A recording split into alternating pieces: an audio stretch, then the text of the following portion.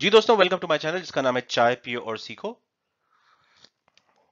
एक ऐसा चैनल जिसमें चाय पीते पीते 5 से 10 मिनट के दौरान कुछ ना कुछ आपको नया सीखने को मिलता है। और वो व्यूअर्स जो कि मेरे चैनल को फॉलो करते हैं, उनको थोड़ा सा अपडेट देते चलूं कि कुछ अरसे तक मैं कुछ और मसरूफियात में बिजी था, तो इस वजह से मैं कुछ वीडियोस बना नहीं सका। लेकिन अब मैं वापस आ गया हूं और मैं आपको रेगुलर कंटेंट देता रहूंगा। तो आज का हमारा टॉपिक है क्विक एक्सेस टूल बार।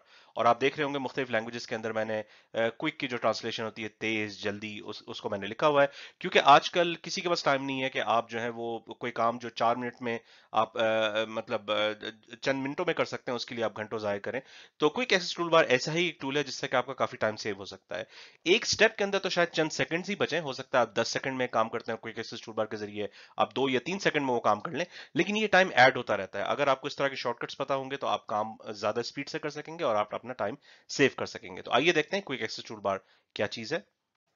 जी दोस्तों, तो आइए देखते हैं क्विक एक्सेस टूल बार किस तरीके से काम करता है पावर पॉइंट के अंदर। आप में से कुछ लोगों ने मेरी वीडियो देखी होगी, एक्सेल के अंदर भी क्विक एक्सेस टूल बार होता है, वर्ड के अंदर भी होता है। तो ये जो चीज आप देख रहे हैं ये आपको और प्रोग्राम्स में भी मिलेगी, लेकिन शॉर्टकट्स जो है वो डिफरेंट टाइप के होते हैं, फंक्शंस डिफरेंट टाइप के होते हैं।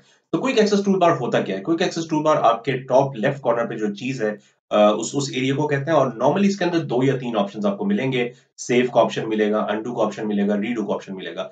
लेकिन चंद लोगों को पता होता है कि इसको आप कस्टमाइज कर सकते हैं, आप अपनी मर्जी के ऑप्शंस डाल सकते हैं क्विक एक्सेस टूल बार के अंदर।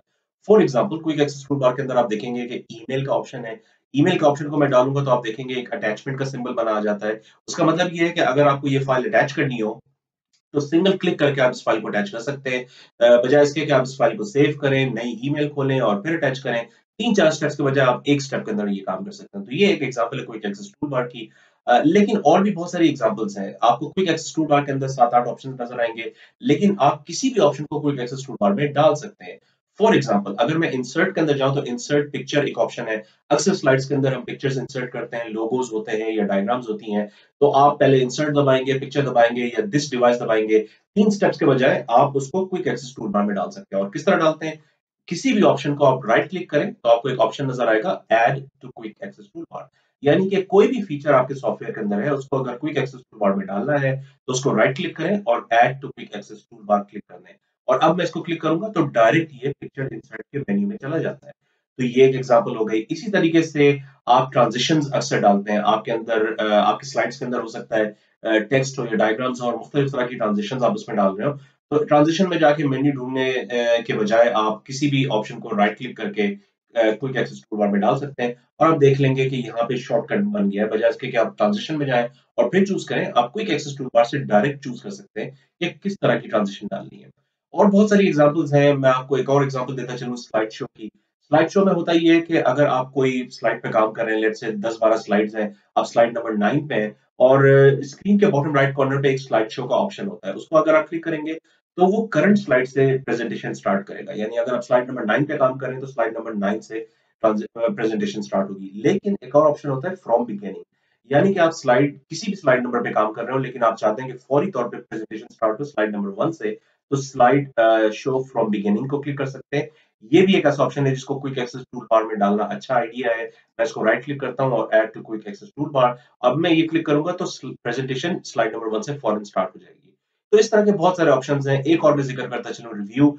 स्पेलिंग चेक बहुत इंपॉर्टेंट है। क्वालिटी ऑफ वर्क आपकी रिफ्लेक्ट होती है। अगर आपके स्पेलिंग चेक्स सही ना हो, एरर्स हो, तो फिर लोग समझते हैं कि क्वालिटी ऑफ वर्क इतना अच्छा नहीं है। तो स्पेलिंग चेक करना बहुत अच्छा आइडिया है और इसको आप अगर क्विक एक्सेस टूल बार में डाल देंगे, आपको नजर आएगा एक छोटा सा सिंबल है, एबीसी टिक मार्क।